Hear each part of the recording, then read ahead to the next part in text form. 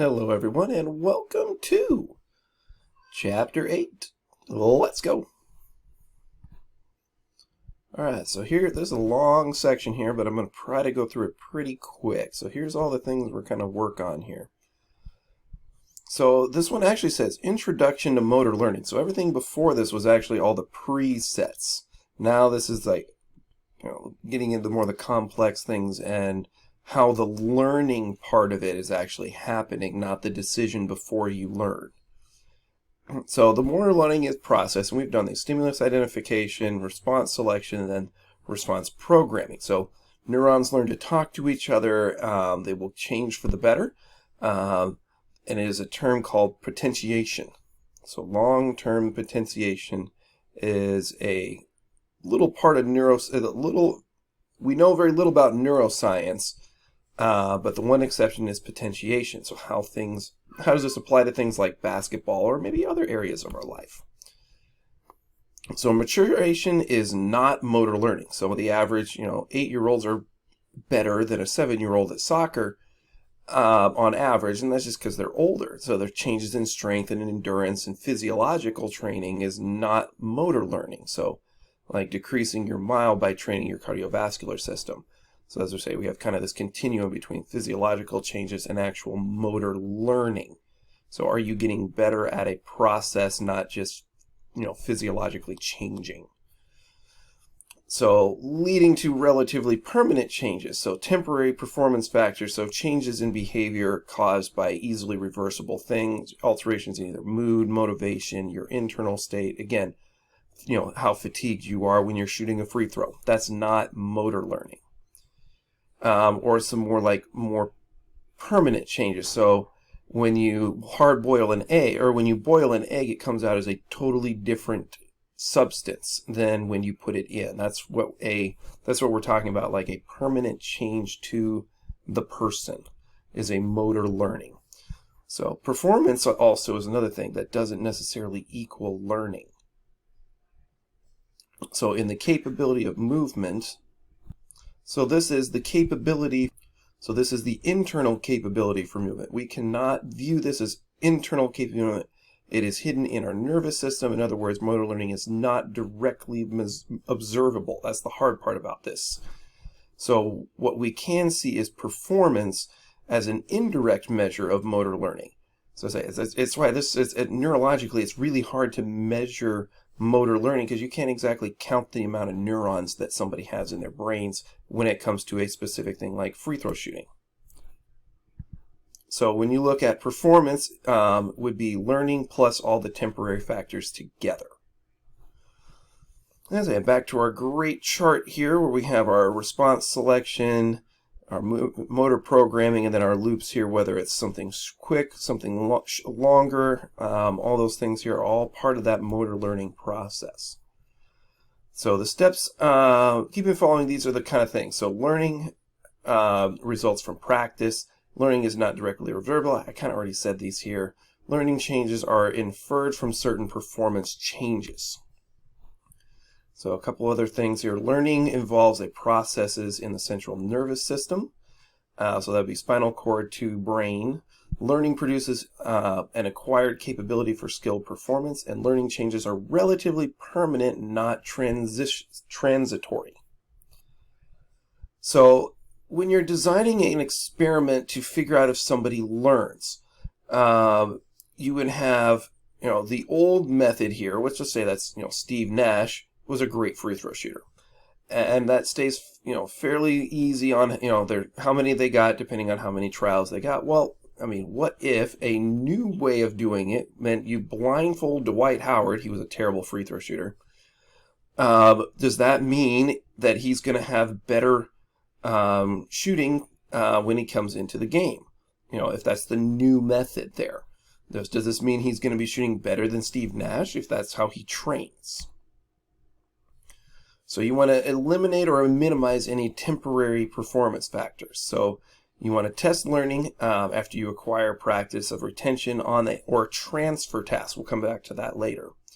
So your retention test would be a rest period. So often come back the next day. Sometimes it's 10 minutes. Sometimes it's a minute. And then a transfer test would be new and old methods transferred to a new task. So typically the same task is for all groups. And for example, you would shoot a 10-foot free throw with your eyes open, so the transfer, so that the transient performance effects dissipates.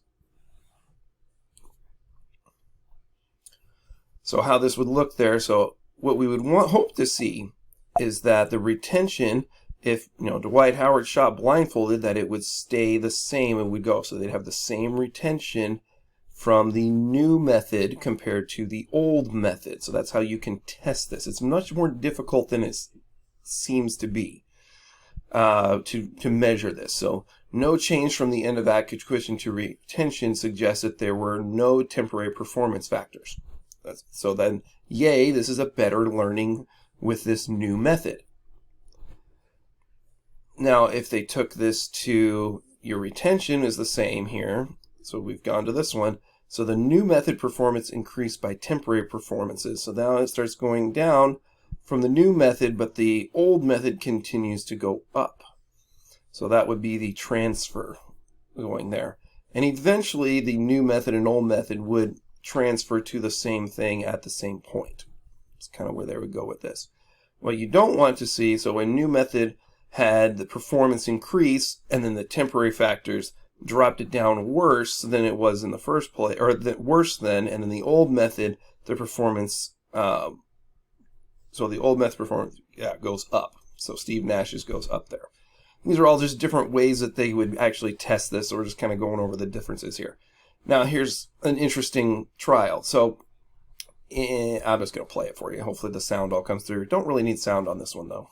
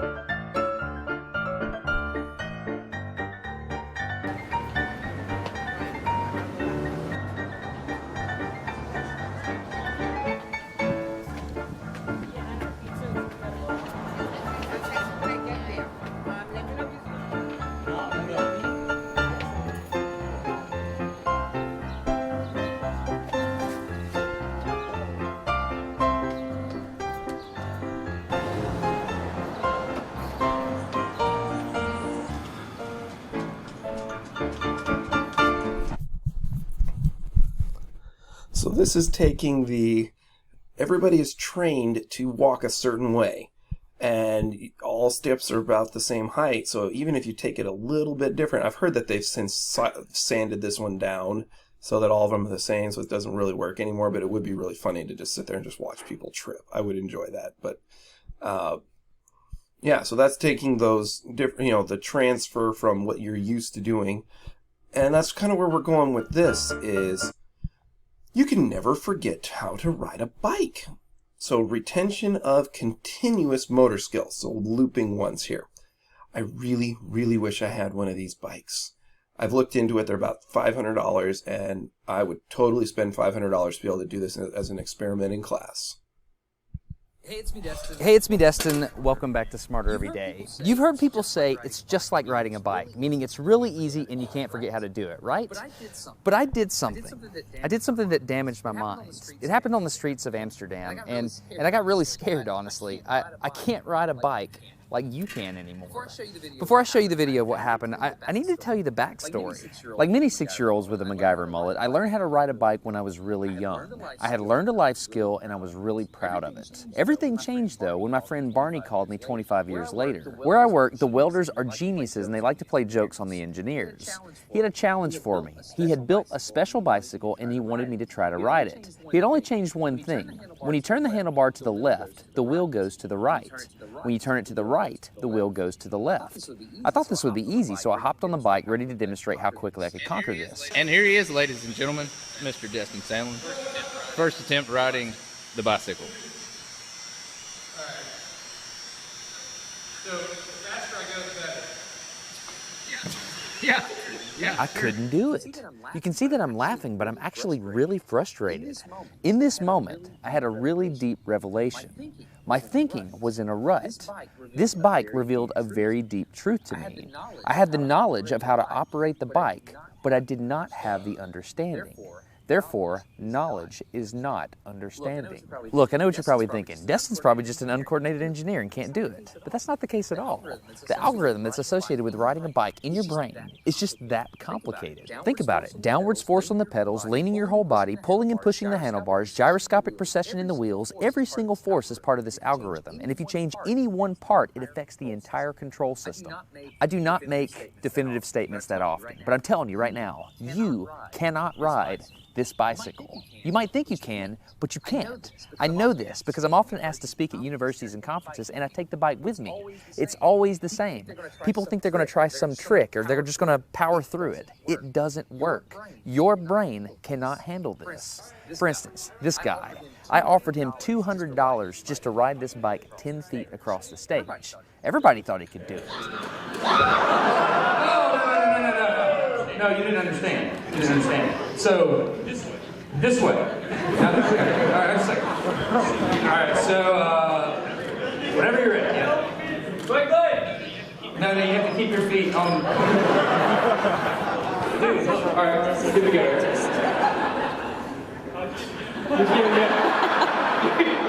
Wait. Like, you gotta start rolling at least. And go. Oh, go! All right, back up. Okay, keep your feet on the pedal. Go. Go right on.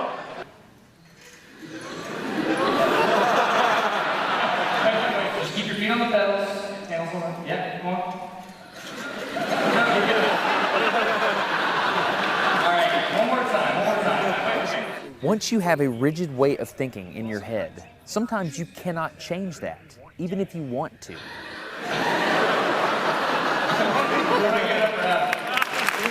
So here's what I did. It was a personal challenge. I stayed out here in this driveway and I practiced about 5 minutes every day. My neighbors made fun of me. I had many wrecks, but after 8 months, this happened. One day I couldn't ride the bike, and the next day I could. It was like I could feel some kind of pathway in my brain that was now unlocked. It was really weird though. It's like there's this trail in my brain, but if I wasn't paying close enough attention to it, my brain would easily lose that neural path and jump back onto the old road it was more familiar with. Any small distractions at all, like a cell phone ringing in my pocket, would instantly throw my brain back to the old control algorithm and I would wreck. But at least I could ride it. My son is the closest person to me genetically, and he's been riding a normal bike for 3 years. That's over half his life. I wanted to know how long it would take him to learn how to ride a backwards bike, so I told him if he learned how to ride a backwards bike, he could go with me to Australia and meet a real astronaut. Are you gonna give up? Go ahead. Go ahead. This is how it starts. Look at this. This is such a big deal. Get up, you got it. Did you see his brain get it? So he, in how many weeks have we been doing this? 2 weeks? In 2 weeks, he did something that took me 8 months to do, which demonstrates that a child has more neuroplasticity, am I even saying that right, than an adult. It's clear from this experiment that children have a much more plastic brain than adults. That's why the best time to learn a language is when you're a young child. All right, today's bike log. I can ride smooth, I can ride fast. I'm thinking the experiment is over. Okay, now I'm in Amsterdam, a city that has more bicycles than people. The question is, can I ride a normal bike now? I mean, I've spent all this time unlearning how to ride a bike. If I go back and try to ride a normal one, will my brain mess up? So I've tweeted a Smarter Everyday meetup, if you will, and I'm gonna see if somebody brings a bicycle and I'm gonna try to ride a normal bike. It's backwards, it's backwards. This was one of the most frustrating moments of my life. I had ridden a normal bike since I was 6, but in this moment, I couldn't do it anymore. I had set out to prove that I could free my brain from a cognitive bias. But at this point, I'm pretty sure that all I proved is that I could only redesignate that bias. So what you're not seeing is just a group of people here looking at me, looking at the strange American that can't ride a bike because they think I'm dumb. But I'm actually 2 levels deep into this because I've learned and unlearned. All right. After 20 minutes of making a fool out of myself, suddenly my brain clicked back into the old algorithm. I can't explain it, but it happened in a very specific moment.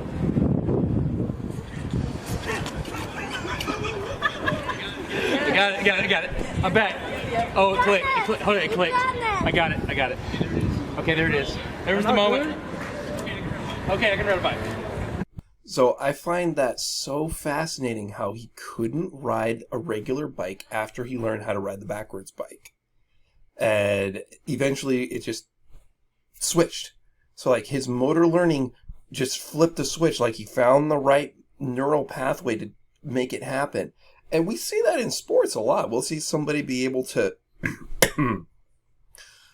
shoot a free throw. All of a sudden you say, try this.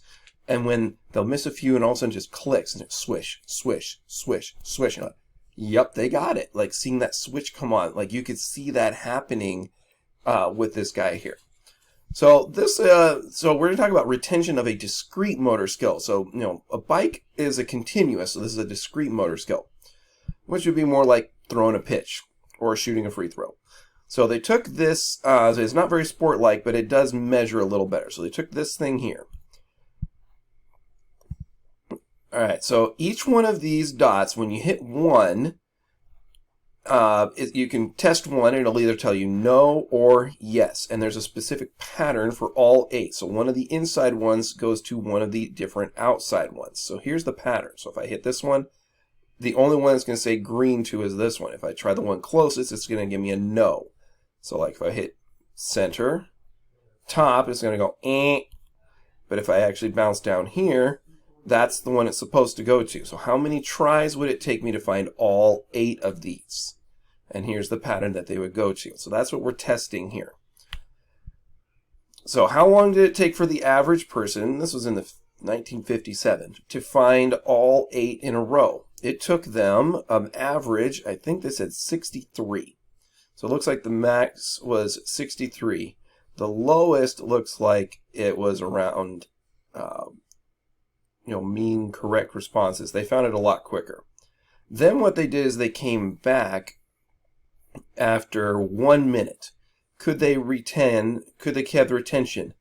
Is what they were measuring here, and relearning. So the retention was pretty good when they did it a minute later. 20 minutes later, they seemed to miss 1, but they would come back up pretty quick. After 2 days, the first try, they only got about half. But it took them, 9 tries to get pretty close to all 8 again. After 7 weeks and then 1 year, they basically had to restart from scratch. I had another note here, but I can't find it. Oh well. So we can say that the acquisition was, 63 tries. The retention and relearning, the longest one was 36. That's about half. So that's a pretty interesting measurement there. So how well do we retain a motor skill, and how well does that transfer from one situation to another? So you can take, football being in high school compared to college. A year later, not too bad there. I think this is the same person. I'm not sure who's number 16 for K-State. This has been a couple of years ago. This one makes more sense to me, though. Can you transfer basketball to baseball like Michael Jordan tried to do? A little more difficult there. And we know that he could not hit a curveball for his life. And they were saying, at least in the documentary, The Last Dance, that he didn't see a fastball for like 6 weeks when he was playing Double-A baseball. I still remember trying to go watch him play in Omaha, Nebraska, but it was sold out in the old Rosenblatt Stadium where they have the College World Series at the time. They have a new stadium now, but I could not get into the building because you just couldn't get tickets when Jordan came to Omaha, Nebraska to play baseball, of all things. Yeah, it's crazy. I think I was like 11 years old at the time. So there's pretty good retention for a continuous motor skill. You can never unlearn how to ride a bike unless you drive a backwards bike. There's pretty poor retention in a discrete motor skill. So you can never forget how to ride a bike, but you will forget how to hit a baseball. And this would have been the end of the first day, but we're going to keep on going here. So performance curves are curves of plots of a performance against the trial. So whether they increase or decrease with practice depends on the way the task is scored. So the law of practice says the improvements are rapid at first and then much slower later in practice. And most of us can see that when you're learning how to shoot free throws. So we're going to do this actual experiment in person, but here's just kind of let you see what it is. And so in this task, you will track the red circle. So you would try to track it with your mouse here. And if you want to try it while we're going here, you can. Can you keep the mouse on the circle? And you can see how it's kind of going on and off. Much easier if you had a real mouse compared to a trackpad.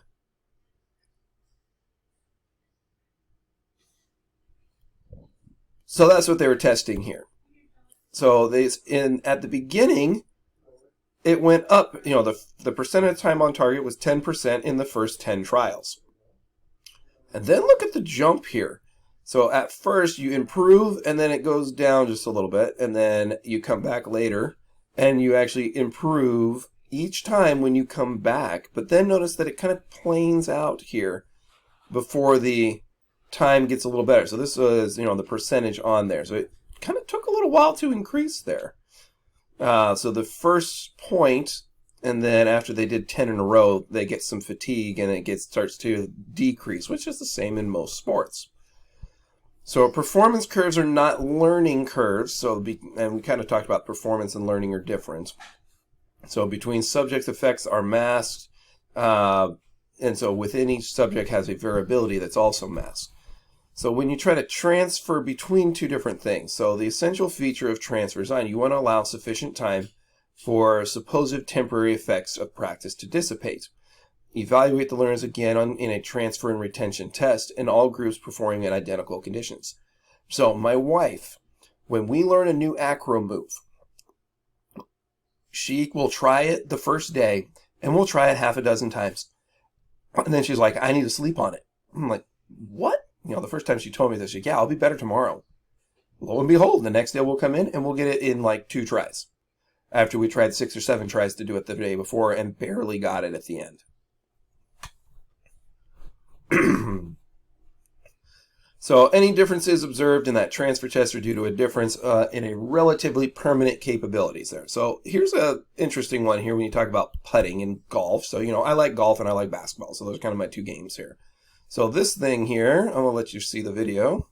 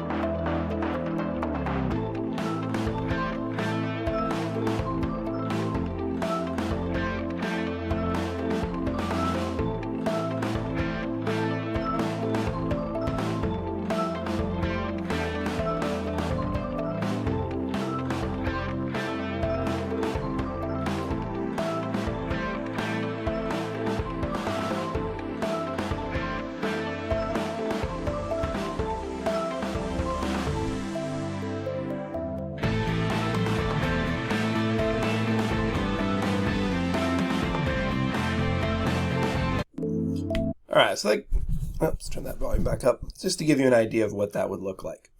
So what they're saying is proportion of putts made.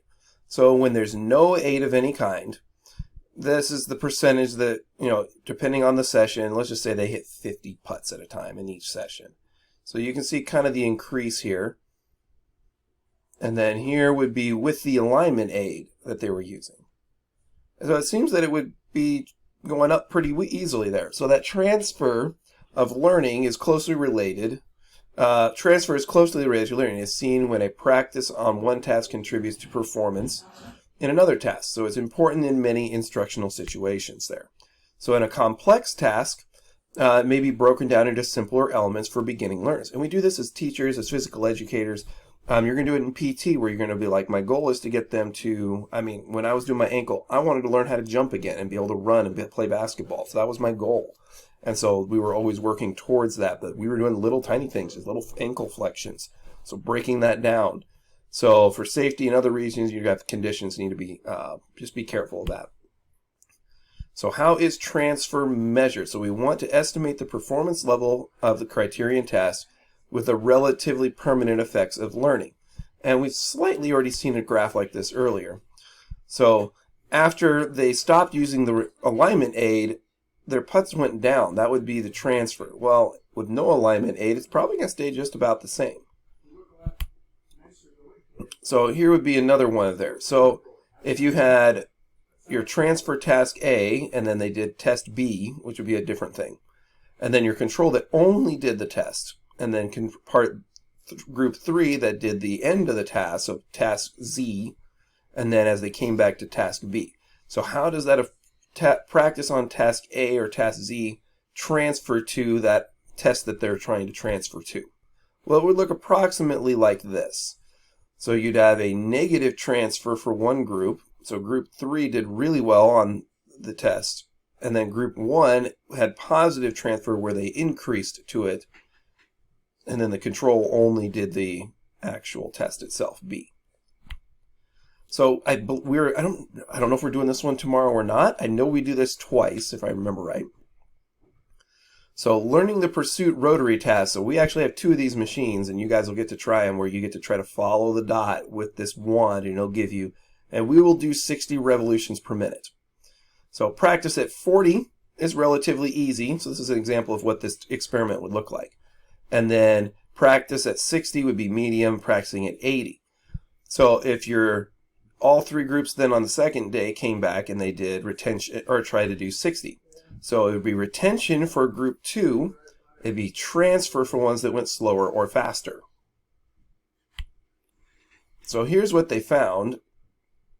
Here's the percentage they stayed on target for the first 6 days or first 6 trials. And then here's what they did on the second part. So the faster and slower ones actually went lower to start, and I can't really tell. It looks like the ones that went slower got closer to the same retention level as the transfer, but the ones that were going faster that had to actually slow down did worse. So there was poor transfer from 40, poor or 80 in trying to go back to, or try to go to that. So there's poor transfer when we have simply just change the parameters of that generalized motor program that we are using. So here's the terms that you'll need to know. Positive transfer occurs when the treatment facilitates practice over and above no practice. Negative is when the treatment decreases or degrades performance in comparison to those that had no practice. And so the amount of transfer depends on the similarity of tasks. So being able to slide or play defense here. Some generalized motor programs are typically small positive transfer, but increasing the number of those and the parameters to the skill is going to make it be more difficult. So like in the industry, if you're a pilot, you want to have a simulator, and I'm pretty sure the school has some simulators in the flight program over here. But if you want to make it perfect, you would have a perfect cockpit that is identical to the one that they're doing that moves and simulates as close as possible to actually flying a plane. I know my brother's got a Microsoft Air thing he was trying to learn how to get it and still trying to get his pilot license. I know he would love to be able to fly from Nebraska to California in his own plane and just park it. I live really close to the airport and literally walk from the airport to my house. He thinks that would be so cool. Now, the amount of transfer depends on how similar they are. Your differentiated generalizing program, Jordan trying to go from playing basketball to baseball, not really the easiest thing. Now, he did have some background in it before playing baseball growing up, but yeah. I do not remember what this is. Let's see what it is. Oh. 30 seconds as fast as you can. Excellent, excellent. That's it. Now, normally most people struggle on the bottom, so try and keep your eyes in the middle. Trust your peripheral a little bit lower. Good. Excellent. There you go. Well done, well done. Good. Reacting to the targets in front of you. So this is helping your eye-hand coordination, being more definitive, being more accurate. Good. Well done. 58 from 37 to 58. That's skills. Well done. So the Dynaboard is one of many exercises that we help athletes understand how they should see things better, be able to process information, and be able to react to it. So one of many exercises where our athletes can be very competitive and challenge themselves to improve their scores. That's how we can get better as an athlete. So this is a really interesting thing here, and they've actually done some things about it, and they've done some good studies. I mean, University of Cincinnati, athletes of all ages train on this device to gain reaction time. Well, just because you can tap a button doesn't necessarily mean you can, hit a baseball better, maybe. Well, but that's one of the things that it says here.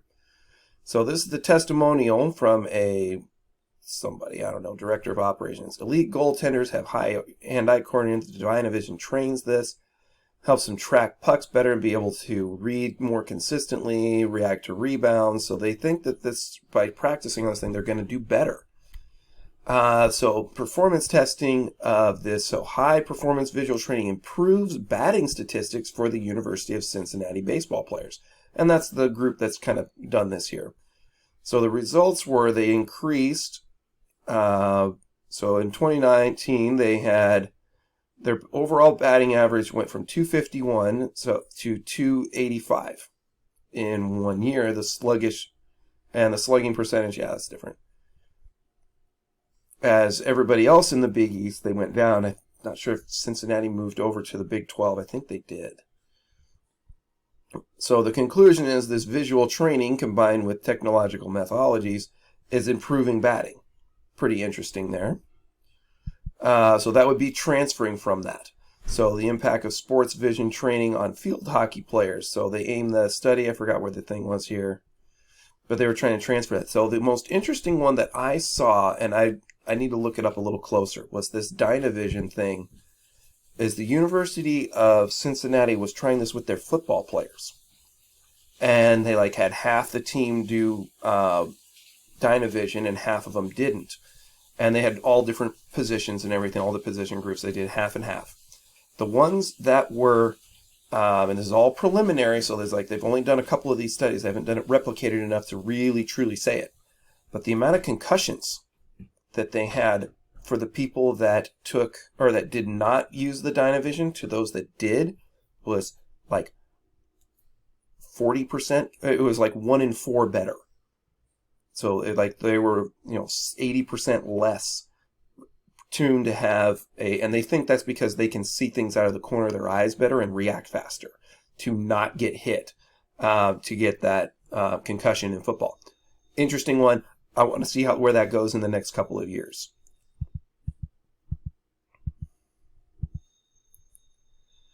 So there is some other terms here. So specific transfer is a useful measure in cases in which the criteria of learning is performance on a specific task. So you measure the delayed retention. So bringing them back later. That's how you would test that specific. General transfer is where they transfer to relatively different activities. So measuring one test to another that's a totally different, that may involve a different task. So you'd have a near transfer is where they learn one task in a very similar setting. Far transfer is one task to a very different setting. Basketball to baseball or softball to baseball. Be a little closer for that near transfer. And both are a type of generalized things there. So the power of practice. So this is something we're going to do. I think we're going to design a practice plan for one of our things here. Is this one they were saying these old guys, the more cigars they produce, the faster they could make them. So this is just rolling cigars. No, I'm not saying you need to go roll cigars, but let's take the skill here. And, as they got a lot faster right away, but eventually they got to the point that they were as fast as they could go, depending on the number they produce. So scooping that in here a little closer, making this a logarithmic one rather than, this is how fast they can do one. So it started out, it takes 25 seconds, and eventually they can do it in under 10. So here's that point where it takes 1 million cigars produced before they can get under 10 seconds. So let's see. The amount of learning for the first 100,000 would be the first one here. 100,000 would be there. Is a lot of increase. So you went from 25 to 15, but then it went in half to go from 15 to 10. So the first year you play guitar compared to the second year, golf, a new player is going to have, I remember this dude at league play in golf, and this dude's like, yeah, man, I got 17 strokes better in my game this last time. I'm like, how many rounds of golf you play? Oh, it's my 5th one. I'm like, well, no wonder. He just barely started playing golf. I'm like, it's really hard to gain 17 strokes unless you went from like 140 to 120 or 120 to 100. Then you can gain some things there. So the power of practice. So a stroke victim, so they kind of lose all of their... So this person was right-handed, and now they're having to learn to eat left-handed because the stroke took a lot of their stuff off of the other side. So someone with a stroke or an injury having to learn how to use something else. And that's one that I've followed a lot with Heather here, and that's the one that fell at Union College just after. She used to coach my gymnast when I first started teaching. But after she fell, she's had a traumatic brain injury, and here's a video of her trying to practice here. This one. Some schools are online. Don't use online. Yeah, let's try the last part here. Are online. And online. Nice job. Nice job, you see yourself. Now let's put it all together. Some schools are online. Some schools are online. Nice job. Students and teachers wear masks in the classroom. Oh, nuts. Let's do this one. Students and teachers wear masks. Students and teachers are online. Yeah, Heather, let's practice this last part. Wear masks. Wear masks. Yeah, nice job. So you told us that you wanted to write a script about going back to school last week, right? Yeah. What's this one? So you can see her trying to learn or relearn how to talk. I mean, I'm working with my son. He's 2, almost 3. And boy, that kid does not stop talking. But most of the time, it's just slurred. And like when other people are trying to babysit him here recently, they're like, can you translate that for me? And I can hear what he's trying to say, but someone else has a harder time. And you could hear her slurring words there. But she's having to relearn how to talk again. I don't know how long ago that one was. That sounded like it was in 2020 as people were online wearing masks.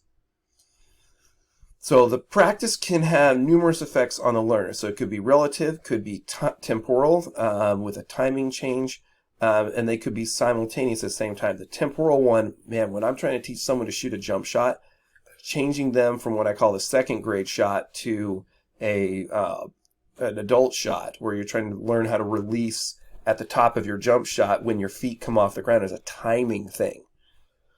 And that one takes a lot of time, a lot of practice sometimes. So you have your distribution of practice. We're going to cover this in a couple of chapters, but here's just kind of the basics of it. So what's the best way to distribute practice? Have 100 minutes a week. Should you do 100 minutes one time a week or 20 minutes 5 times a week? We call that distribution of learning.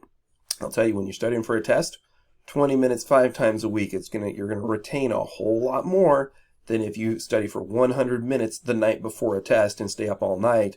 A certain student of mine in a lunch line a couple of days ago, maybe yesterday, told me he studied all night for a physics test that he forgot about. I bet he would have done better on that test had he studied for 20 minutes 5 times a week, or for the 5 days before. Hint, hint, wink, wink. So like learning how to, or distribution of practice for throwing darts. So they did this in, 1916. One group did 5 times, so more mass. One did 3 times a week. And they threw the javelin at a target with their off arm.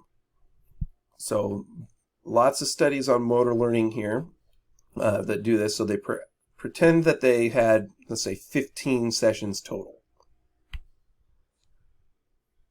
So 3 times a week had better performance than the 5 times per week. So distributing that practice is better than mass practice, at least in this discrete action. So kind of in summary, that distributed practice is better than mass practice. We've seen this in a lot of skills, motor skills, cognitive tasks. And it's a practical issue when it comes to time. You don't always have the luxury of doing that. I know I definitely try to do this in my practices, is we run the same drills over and over and over for shorter amounts of time. I remember watching this coach that I was assistant coaching for a year. Ooh, rough year. But they would run this drill where 3 guys were trying to run this 3-man weave pattern, and then they had to get like 3 layups at the end with 3 different people. And they had 1 ball, 3 guys going, and 12 of them watching, because there were 15 guys. I'm like, this is not, and they didn't have multiple courts. They only had 1 court. I'm like, this is such a waste of time. Like, let's distribute this out to either more people going or find a better way of practicing this. So that's why I've started running the same drills a lot and then just kind of tweaking them. And instead of yelling at people to change it, I write it down. And in our next practice, I will do this. All right, I got to keep going. This turned into a fairly long lecture here. So here's what that would look like if it was 3 days a week compared to 5 days a week for a whole month. So the same amount of times together, but distributing it out. So the triangles seem to do better. But if you had more time, you could get more practice every day. So you could 5 days a week straight through, you'd probably do a little better. So scheduling practices with several different tasks. Say I'm going to breeze over this pretty quick. You know, if you had a block practice, you're going to have 10, 10, 10, 10, all of them together, or random, have 30 of different ones. So, you know, pass, spike, set, making it random rather than never repeating the same one. So this was a test where they put their hands here and they had to tap the right or flip the right switch here. And they wanted rapid arm movement as quick as possible. So some of them did 18 trials with one task, another task, and another task, and then a random group had to hit A, B, or C at different times. And so they had the block trial had better performance than the random ones in this case. So block to random, and then random to random, block to block, and then random to block. So it was interesting, at least in this case, the block was better, and then they went to random, and it improved after a 10-minute delay, and then after a 10-day delay. I found that fascinating. Sometimes it works, sometimes it depends on the task. When it was random, here's the random. So random practice had far better learning than block practice, though. So the random to random had better learning here.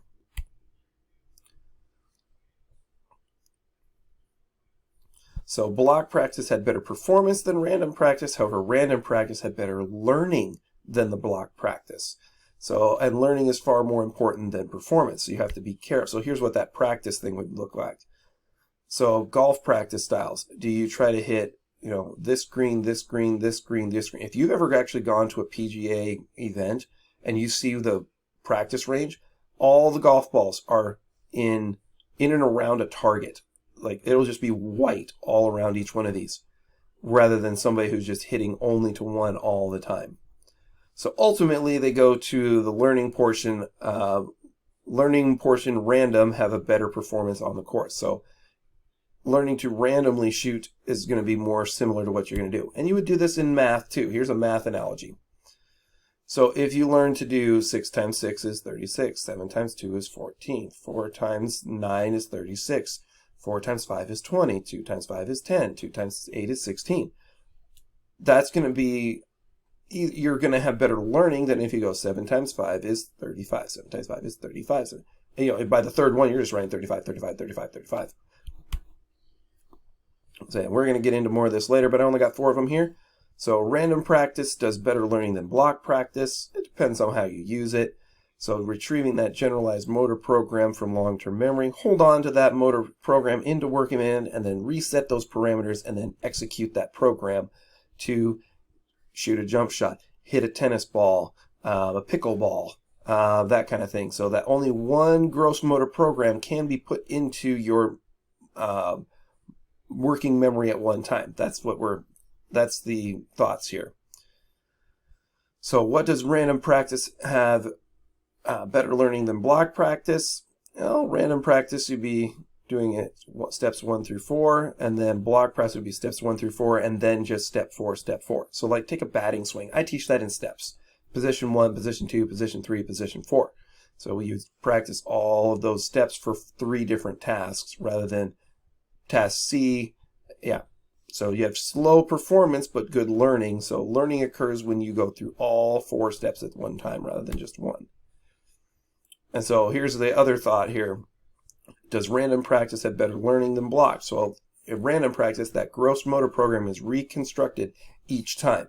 You're not going to have great performance, but you're probably going to have better learning. Block practice is going to be good for performance, but not as good. I wouldn't say it's bad for learning, but probably not as good. So separating those effects of practice, so it's important to have a way to separate the relatively permanent practice effects from the temporary effects. A transfer design can be analyzed whether they change performance, improve performance, and also improve learning.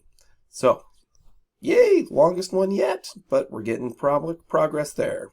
See you guys in class, and enjoy the quiz tonight.